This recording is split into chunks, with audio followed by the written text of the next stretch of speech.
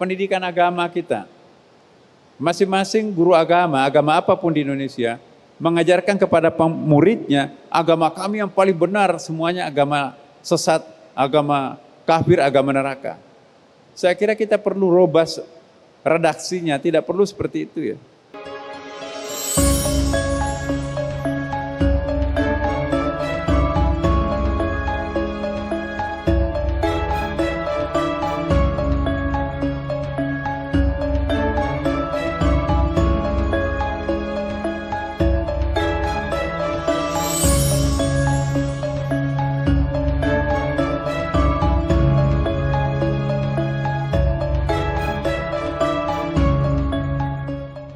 Masih bersama kami, masih ada beberapa waktu ke depan, begitu ya. Tepuk tangan dulu, semangat, semangat.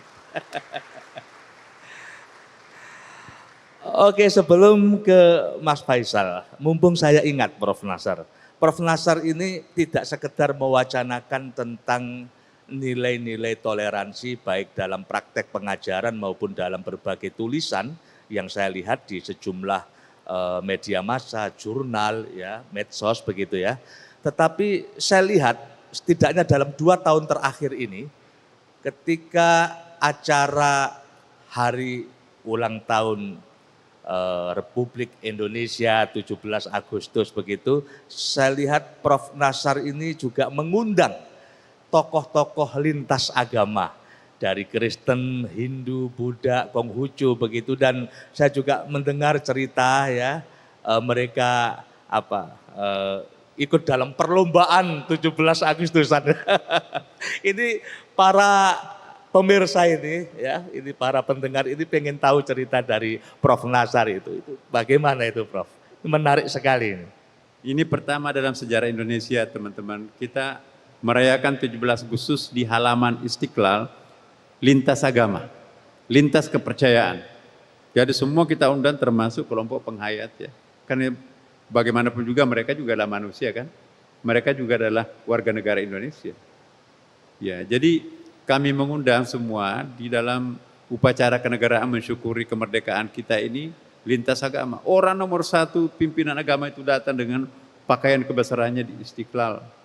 Tapi sebelum dan sesudahnya kita ada acara-acara keramaian, tarik tambang misalnya kan, tenis meja berbagai macam. Tapi itu bukan antar agama, mix. Misalnya tenis meja saya pasangan dengan Romo gitu ya. Nah, teman-teman kita yang Buddha ini, ada beberapa biksu yang pakai kayak pakaian ihram itu ya. Jadi saya tanya, Pak Pendeta, maaf, ini mau tarik tambang nih kan, pakai celana dalam enggak? Saya takutnya nanti tarik-tarikan gitu terus jatuh. Ya kalau kita pakai ihram kan enggak boleh pakaian dalam kan, bahaya itu. Nah, oh iya Pak, acara seperti ini khusus kami pakai. Aslinya memang enggak boleh. Oh sama dengan Islam kan. Nah, jadi kita di Istiqlal hari Jumat itu kita ada kesegaran jasmani, jantung sehat ya, loncat-loncat antar agama. Ya, muter di Istiqlal dulu ya. Kemudian bubar makan mie ayam. Wah, bergembira bersama. Mereka lupa agamanya semuanya. Makan bareng di sini di Istiqlal. Jadi Istiqlal ini, wajah baru Istiqlal ini itu seperti dirasakan rumah besar untuk bangsa Indonesia. Agama apapun juga, bahkan kepercayaan apapun juga, itu menganggap Istiqlal itu sebagai oase spiritual mereka. Nah, ini tidak gampang, termasuk kita membuat tunnel, terowongan. Wah, tidak ada satupun yang setuju pada waktu itu, saya dimaki-maki. Apa sih yang mau dibangun? 40 miliar itu bisa bangun sekian masjid. Bilang Bapak, saya langsung ke Presiden, karena semuanya, maaf termasuk pimpinan yang lain nggak setuju. Tapi saya anggap ide ini sangat bagus ya, ini bukan ide gila ini. Tapi di sini saya berterima kasih kepada Pak Jokowi ya, karena mau mendengarkan reasoning saya ya. Pak, mohon izin kami usul kalau alangkah bagusnya ada terowongan yang menghubungkan katedral dengan Istiqlal. Ya. Itu untuk apa Pak Nasr? Saya bilang begini Pak, dan itu masih bisa ada rekamannya tuh. Ketika Pak Jokowi meresmikan, yang kita akan bangun di sini bukan terowongan menghubungkan dua tempat, tapi yang kita akan bangun adalah simbol. The power of symbol yang kita akan bangun di sini, dua rumah ibadah yang akan dikonekkan satu sama lain, dan di samping tunnel ini ada basement 2 lantai mampu menampung 1.000 mobil. Katedral itu kan nggak ada tempat parkirnya. Karena waktu dibangun itu 120 tahun yang lampau, itu orang pakai kuda pergi ke gerejanya kan. Nggak ada tempat parkir. Di gereja yang paling besar tapi nggak ada tempat parkirnya, susah dipakai pengantinan di sana kan. Nah sekarang yang paling bersyukur dengan kehadiran tunnel ini adalah katedral, karena dia bisa parkir sampai 1.000 mobil pun, itu parkir di tempat parkirnya Istiqlal, jadi joint parkir. Maka teman-teman kita di katedral itu sangat bersyukur dengan kehadiran terowongan. Jadi kalau mereka itu pakaian, mohon maaf ya, kalau pakaian Kristen Katolik itu acara pengantinnya kan kadang-kadang ada rok mini, ada itu ya. Tapi tidak kelihatan di halaman Istiqlal.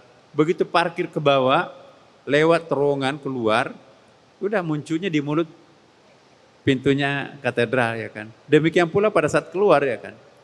Nah, ternyata apa yang terjadi teman-teman? Begitu terowongan ini dibuat, kami banjir pujian di seluruh, bahkan banyak negara yang datang khusus. Tempat yang kedua dikunjungi setelah istana adalah terowongan Istiqlal. Nah, menjadi viral bahwa satu-satunya tempat yang mampu membuat semacam terowongan toleransi ini hanya ada di Indonesia.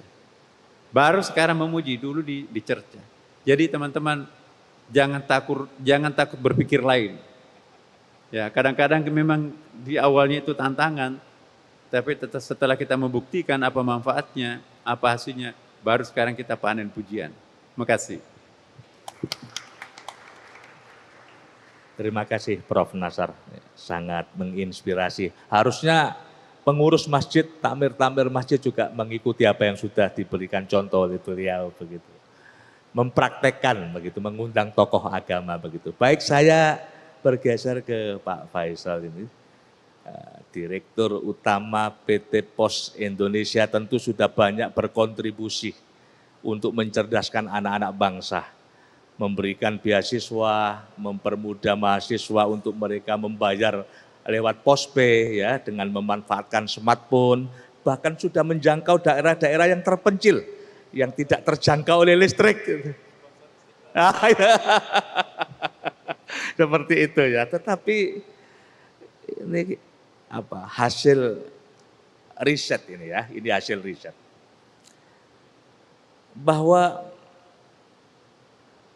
pengaruh radikalisme ini sudah masuk bukan hanya ke institusi-institusi pendidikan, tetapi juga sudah menginfiltrasi institusi BUMN misalnya.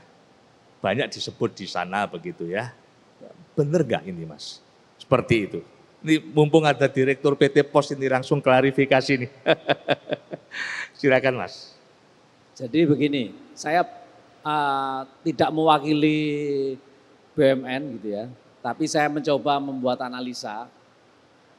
Jadi memang ini tidak terelakkan begitu ya. Jadi karena tadi saya bilang di Pos Indonesia ada 16.000 karyawan, ada 10.000 mitra, ada 21.000 pensiunan. Jadi kalau di total itu mungkin hampir 50.000 ya orang yang terlibat di Pos Indonesia. Tentu tidak bisa dihindari keberagaman dalam berkeyakinan tadi begitu ya. Termasuk ya kalau dibilang ada yang agak kanan gitu ya, kanan sekali begitu ya gitu. Itu tidak bisa dihindarkan. Kalau itu menyangkut dengan keyakinan saja dan itu keyakinan itu dipraktekkan di rumah, di halaman rumah masing-masing, saya pikir ini hak mereka begitu ya. Tetapi ketika itu dibawa ke kantor, nah ini menjadi masalah memang gitu. Oleh sebab itu terus terang aja bertoleransi secara konkret ini harus dipraktekkan. Bertoleransi secara konkret. Di perusahaan itu memang harus dipraktekkan, harus dicontohkan, harus difasilitasi. Agar semua, saya bilang agar semua kelompok ini, ya yang tentu yang kita dukung yang kelompok moderat ya, yang di tengah gitu ya. Nah, sehingga ini seperti memberikan pesan, ya kalau yang dibawa ke kantor ini ya yang moderat begitu ya. Maka untuk memilih yang moderat ya tentu kita harus bekerja sama dengan organisasi-organisasi besar dari berbagai agama agar yang dipraktekkan di kantor, yang dicontohkan, yang difasilitasi itu yang moderat. Misalkan, ya saya sebagai pimpinan organisasi dengan 50.000 tadi, 50.000 anggota begitu, harus mencontohkan. Kalau ada misalkan hari raya Natal, ya kita fasilitasi. Diadakanlah perayaan Natal dan saya datang. Gitu. Acara perayaan Hindu, ya saya datang. Acara kebetulan yang besar di kami itu Islam, Hindu, kemudian Kristen ya, Katolik. Ya kita fasilitasi dan saya hadir, ya saya memberikan salam gitu ya kepada setiap acara itu untuk menunjukkan bahwa yang dipraktekkan di perusahaan ini ya yang ini gitu. Yang ini. Nah, ini menurut saya akan mengurangi begitu ya. Agar tahu ini yang boleh dilakukan di perusahaan ini yang lain tidak boleh begitu. Ya ini tadi untuk mengurangi impact terhadap hal-hal tadi keyakinan-keyakinan yang agak kanan, yang fundamentalisme tadi yang mendorong pada radikalisme tidak terjadi di perusahaan. Karena memang perusahaan ini agak beda dengan politik ya. Kalau demokrasi itu kan berdasarkan voting, jadi bottom up.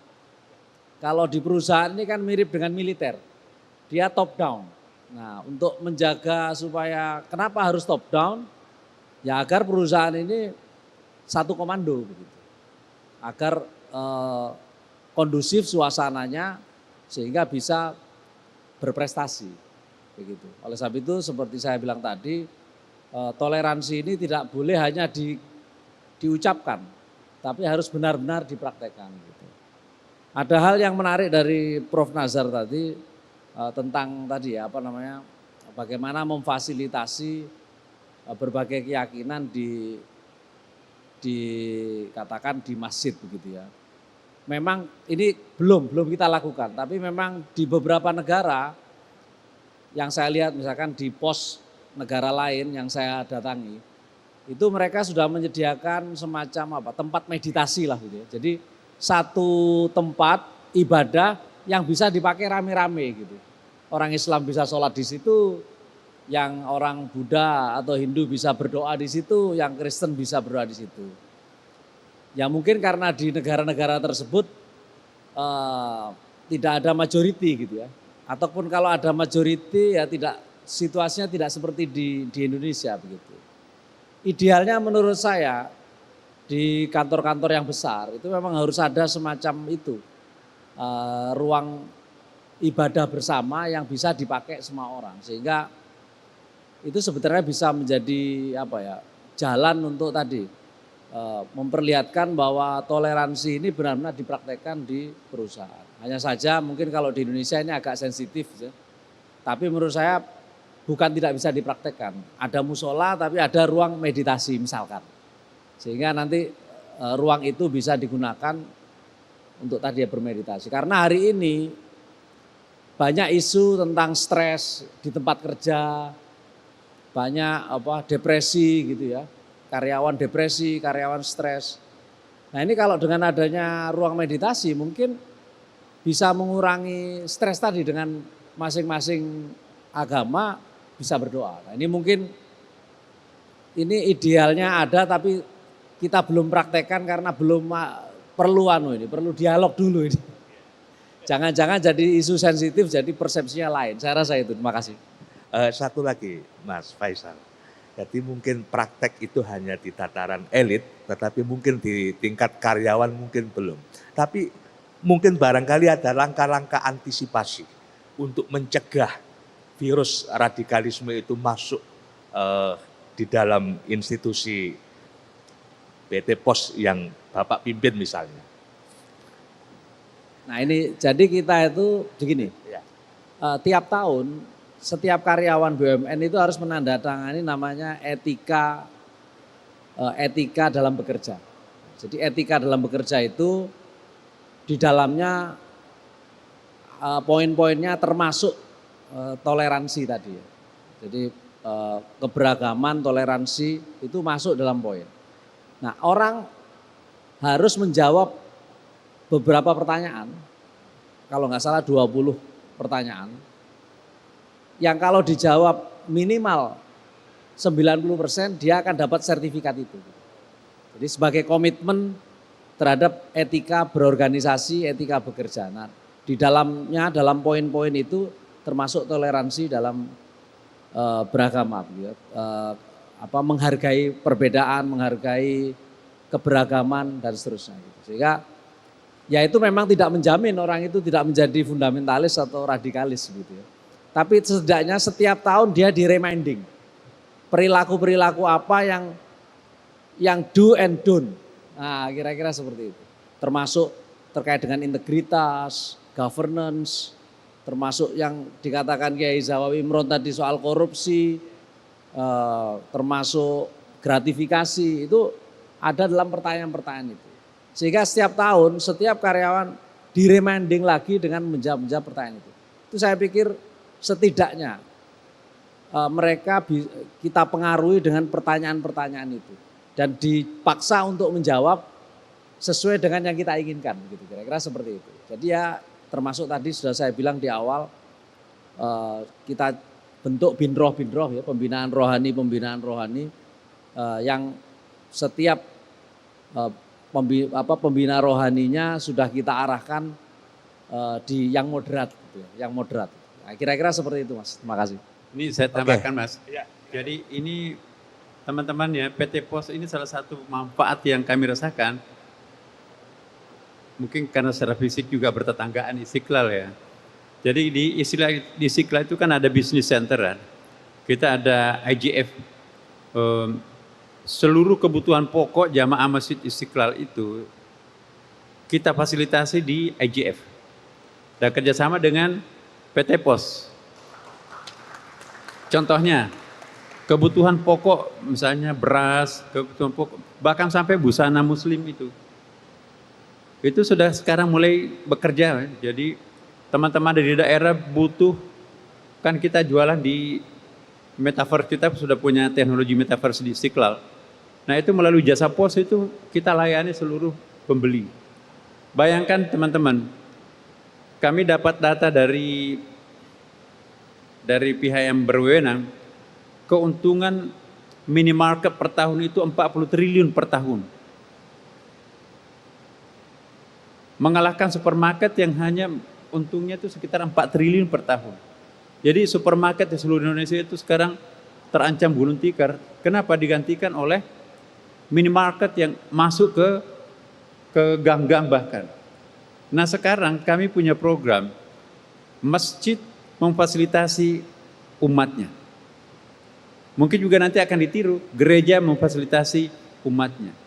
Kalau sistem ini bekerja, boleh jadi nanti pada saatnya minimarket itu gulung tikar juga. Seluruh kebutuhan pokok bisa diselesaikan di rumah ibadah itu sendiri. Rumah ibadah itu ada di tengah perkampungan, sekarang mulai terasa teman-teman. Mau beli ikan bisa pesan di Istiqlal. Gojek mengantarkan dalam tempo 10 menit, tidak perlu pakai kendaraan, pakai uang parkir, uang tol, segala macam. Nah, keuntungan kita kan dekat dengan PT POS. Nah, PT POS sudah ada MOU dengan Pak Faisal. Jadi Pak Faisal ini merintis suatu bentuk bisnis baru di PT POS dan untuk membidik umat yang sedemikian banyak di Indonesia ini. Nah, jadi terima kasih Pak Faisal. Insya Allah kalau mudah-mudahan kita doakan Pak Faisal jangan diganti dulu dari di PT Pos ini. Biar kalau mau diganti naik ke atas lagi. Makasih. Terima kasih Prof. Tepuk tangan buat PT Pos Indonesia. Ini sudah jam 3 ini. Ada yang mau tanya? Ada yang mau tanya kepada Prof. Nasar sama Pak Faisal? Oke, 1. 2, ya. 3, coba berdiri, kamu berdiri, kamu nggak kelihatan saya, ya berdiri, berdiri. Ya, terus ada lagi. 4 ya, oke ya, oke ya. Jangan angkat tangan semua, saya bingung tuh yang baju kuning tuh ya, yang baju kuning kan? Ya kamu. Nah, Mas, minta tolong Mas, mic-nya Mas. Sebutkan nama, dari mana, jangan terlalu panjang ya. Singkat aja, singkat. Bismillahirrahmanirrahim. Assalamualaikum warahmatullahi wabarakatuh. Waalaikumsalam. Izin perkenalkan, saya Dirga Mahardika. Izin Prof, saya asalnya dari Makassar, tempat tinggalnya di Asadiah, tempat Prof Nasar pesantren. Ya, jadi beberapa waktu yang lalu saya mendengarkan sebuah narasi atau pendapat tentang percakapan antara Buya Hamka dengan seseorang. Seseorang ini bertanya kepada Buya Hamka, mengatakan bahwa di Amerika saya menemukan Islam tapi tidak menemukan Muslim. Di Indonesia saya menemukan Muslim tetapi tidak menemukan Islam. Yang artinya lebih jauh, yang ingin dibahasakan bahwa nilai-nilai Islam kebanyakan diterapkan di negara-negara Eropa. Tetapi pada dasarnya tidak, dari segi jumlah penduduk yang beragama Islam tidak banyak. Nah, sebaliknya di Indonesia mungkin penduduknya banyak yang Muslim, tetapi agak-agak kurang mempraktekkan nilai-nilai Islam. Begitu bahasa kasarnya Prof. Kemudian baru-baru ini kita juga mendapatkan rilis dari survei Statistik World kalau nggak salah, yang mengatakan bahwa Indonesia adalah negara yang paling beragama di seluruh dunia, nomor 1. Tetapi sebaliknya, survei yang terbaru juga, indeks persepsi korupsi masyarakat Indonesia masih lumayan tinggi, meskipun kalau secara keseluruhan masih berada di pertengahan. Nah, ini yang ingin kami mintai pendapat Prof, bagaimana dengan kondisi masyarakat Muslim di Indonesia yang meskipun Muslim tetapi untuk penerapan nilai-nilai Islam itu dalam kehidupan sehari-hari menjadi dipertanyakan Prof. Mungkin demikian Prof, lebih dan kurang mohon dimaafkan. Assalamualaikum warahmatullahi wabarakatuh. Terima kasih. Ya. Mbaknya tadi? Oh ya, Mas. Bismillahirrahmanirrahim. Assalamualaikum warahmatullahi wabarakatuh. Yang saya hormati Prof. Nasar. Saya Yulianti Badrun, berasal dari kota terpencil di daerah pedalaman Bekasi, Bantar Gebang, tempat pembuangan sampah Prof. Mohon izin bertanya, mungkin saya tidak tahu pertanyaan saya ini apakah memang tepat atau tidak, tapi begitu menarik buat saya. Di media bahkan dimanapun saya mendengar hanya satu katanya,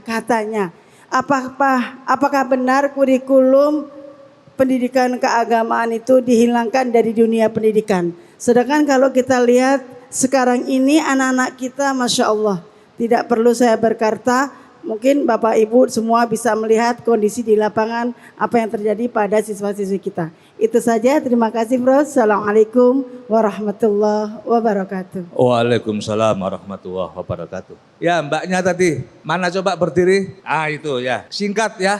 Jangan lama-lama, ini kita dibatasi waktu. Assalamualaikum warahmatullahi wabarakatuh. Perkenalkan, saya Nabila Aminah Naswa. Saya perwakilan dari SMK Muhammadiyah 3 Jakarta. Ingin menanyakan, terkadang kegagalan diartikan buruk bagi kebanyakan anak muda sekarang.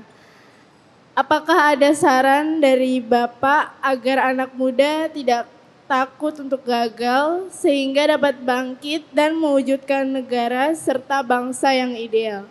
Terima kasih, sekian dari saya. Wassalamualaikum warahmatullahi wabarakatuh. Oke Mbak, terima kasih. Yang terakhir Bapak. Makasih Om. Assalamualaikum warahmatullahi taala wabarakatuh. Izin, nama saya Akwi Prof. Sebelum Pak Jokowi ada Akwi di Jakarta, Agus Wijaya. Kebetulan saya mewakili dari PT Telkom Indonesia. Ada om-om saya banyak di PT Pos ya, mantan bos-bos saya ya. Ya Om Faisal ya. Izin Prof, Om Faisal saya bertanya ya. Menarik tadi dapat buku nih ya, alhamdulillah kenang-kenangan katalisator kebinekaan. Kalau kita berbicara katalisator kebinekaan, jujur ya, sebenarnya founding father kita sudah sejak tahun 1928 dengan Sumpah Pemuda, harusnya kita sudah clear berbicara ini. 1928 ada waktu zaman Majapahit, dalam kitab Sutasoma kita bicara dengan kebinekaan, sudah clear juga. Tapi di tahun-tahun sekarang, apalagi tahun politik saat ini, kebinekaan ini menjadi sesuatu yang tadi Prof bilang politisasi dan lain-lain. Nah, menanggapi hal ini Dok, ya Prof izin ya, Indonesia harusnya kuat dengan kata IKA di dalam Bhinneka Tunggal Ika, harus ini menjadi clear. Dan di BUMN juga kita ada core value-nya, akhlak namanya, luar biasa ya. Yang A-nya itu amanah di situ. Jadi di BUMN sendiri kata-kata kebinekaan ini harusnya juga sudah clear kayak gitu ya. Kita ada Majelis Taklim Telkom Group, ada DKM, ada lain-lain, dan memang terkontrol dari atas sampai bawah. Yang menjadi penyemangat saya mungkin kebinekaan yang sekarang ini haruslah tidak dipolitisasi, haruslah tidak dibuat ke agama tertentu atau kepentingan tertentu hingga kata Bhinneka Tunggal Ika menjadi tetap yang seperti dulu. Makasih. Assalamualaikum warahmatullahi wabarakatuh. Waalaikumsalam warahmatullahi wabarakatuh. Silakan Prof Nasar langsung ditanggapi Prof. Iya, pertama dari Adinda tadi dari pesantren Asadia ya, sama pondok saya. Sekarang saya dipercaya menjadi ketua umum pondok pesantren Asadia terbesar di Indonesia Pak sekarang. Cabangnya 542 dengan rantingnya lebih 1000 cabang sampai Malaysia. Sebetulnya pernyataan awalnya itu dari Muhammad Abduh, penulis tafsir Al-Manar yang dulu pernah memang menikmati atau pernah menyaksikan hebatnya perkembangan dunia barat pada abad ke-19 itu ya. Apa dia katakan? Saya ke barat Eropa pada waktu itu melihat Islam dalam praktek, tapi saya kembali ke Mesir hanya melihat Islam dalam teori. Nah, kaitannya juga bahwa kok kenapa Indonesia ini lebih banyak korupsinya. Saya ingin kembalikan tadi menyebutkan Profesor Hamka. Itu pintarnya Profesor Hamka begini. Ada seorang bertanya di kuliah subuhnya itu, saya masih ingat. Pak, Buya, tetangga saya di sebelah kanan rumah saya itu seorang haji. Dia jual campuran termasuk minyak tanah, waktu itu kan masih ada ya minyak tanah dijual. Tapi di sebelah kiri rumah saya itu Cina, non-muslim. Tapi Pak Haji itu ketus minta ampun. Beli apa? Ya. Udah apa lagi? Udah selesai. Tapi begitu saya belanja ke sebelah kiri rumah saya, Cina, gimana kabar anak-anaknya? Ya, bagaimana orang tua sudah sehat ya? Jadi basa-basinya kayak gitu. Apalagi? Ya, udahlah gampang. Jadi sangat-sangat Islami. Tapi Pak Haji ini bukan main, sangat ketusnya.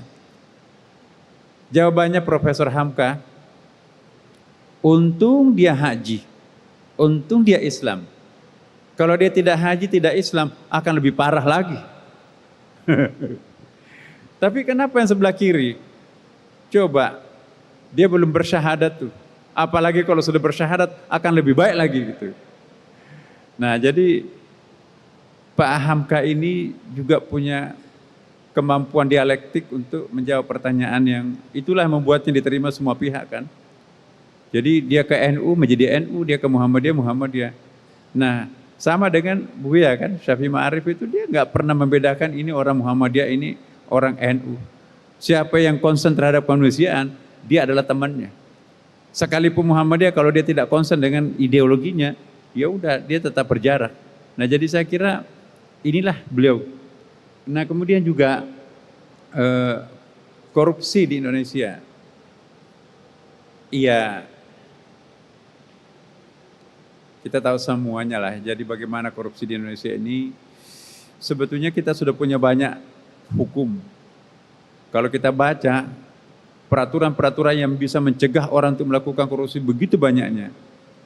Tapi ada pameo mengatakan bahwa sekalipun undang-undang langit, tapi kalau personality orang yang menjalankan undang-undang itu tidak benar, maka itu tidak ada nilainya undang-undang itu.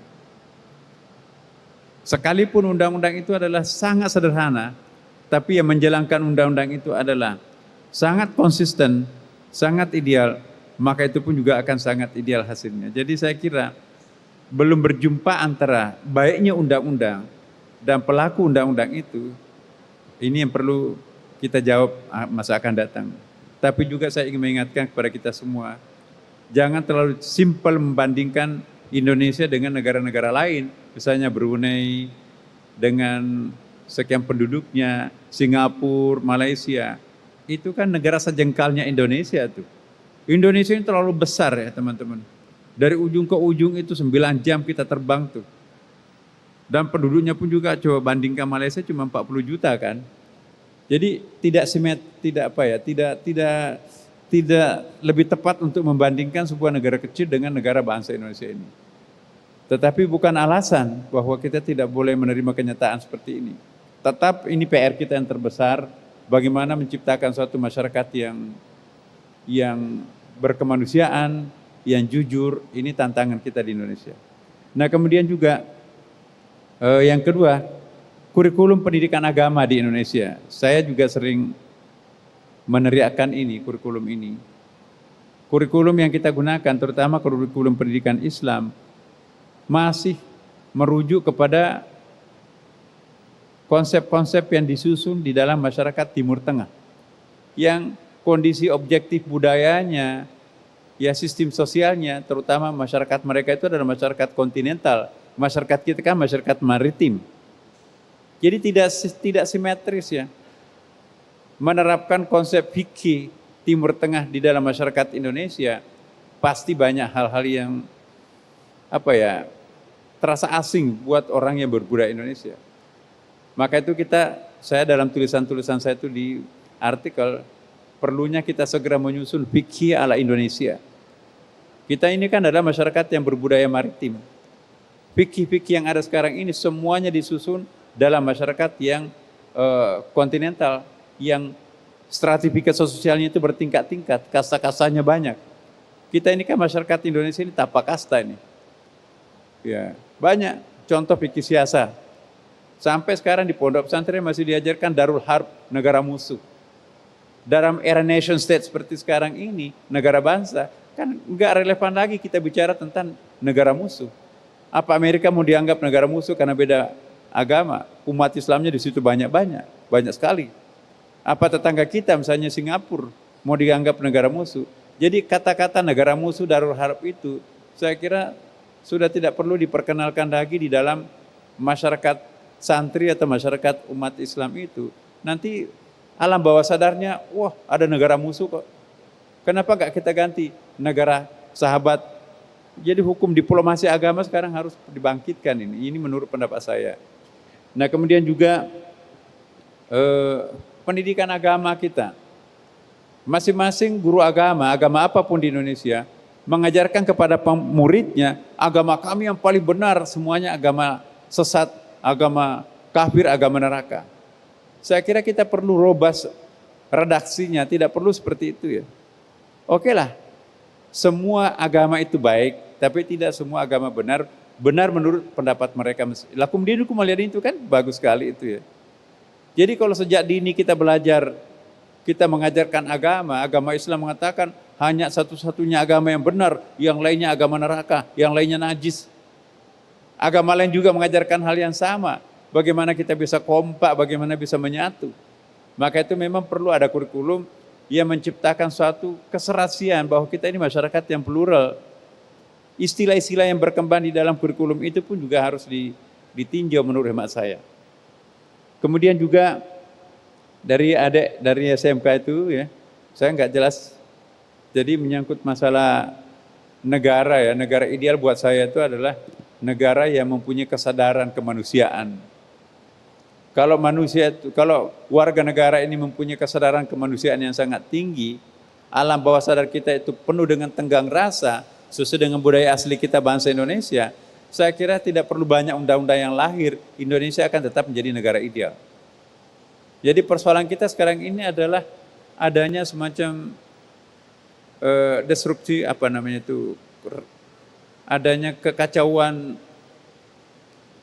moral ini. Jadi pendidikan agama kita ini belum berhasil untuk menciptakan sesuatu yang sangat luhur dalam hati setiap individu bangsa ini. Nah ini PR kita semuanya. Nah kemudian terakhir, nanti Pak Faisal juga perlu menjawab ini, katalisator nih. Tahun 1928 itu kan memang Sumpah Pemuda ya. Dengan filosofi Bhinneka Tunggal Ika dari Sutasoma dan ya ada kata akhlak dari BUMN. Sebetulnya tuh periodenya Pak Erik inilah melahirkan satu moto akhlak dalam singkatan yang sangat ideal itu ya. Nah, saya tidak memuji teman kita Pak Erik dan BUMN sekarang, itu berangkat dari filosofi akhlak ini. BUMN itu sekarang ini memperlihatkan adanya kesetaraan. Contoh kesetaraan gender. Pak Dirut nanti bisa menjelaskan itu ya, karena beliau adalah direktur utama. Ada keputusan Menteri BUMN untuk memberikan kepemihakan kepada kaum perempuan untuk berhak dan diprioritaskan untuk memberikan tempat yang layak, yang terhormat, yang tinggi di setiap BUMN. Tidak boleh ada BUMN yang tanpa ada perempuan jadi pimpinan. Ya. Kemudian yang kedua, kepemihakan kepada kelompok usia muda kan. Usia muda itu juga setiap pimpinan, jajaran pimpinan itu harus ada kelompok muda mewakili generasi muda di situ itu. Nah, jadi beliau menerjemahkan bahwa ada kepemihakan kepada kelompok-kelompok yang selama ini dimarginalkan, yaitu perempuan dan kaum muda. Jadi ini perlu kita apresiasi. Kemudian juga nanti selebihnya akan dijawab Pak Faisal, bahwa BUMN sekarang ini, Adinda berada dari pos ya, kantor pos, saya hanya menghimbau bagaimana BUMN ini mampu memberikan penampilan seperti yang ditampilkan oleh Pak Dirut PT Pos nih. Ya,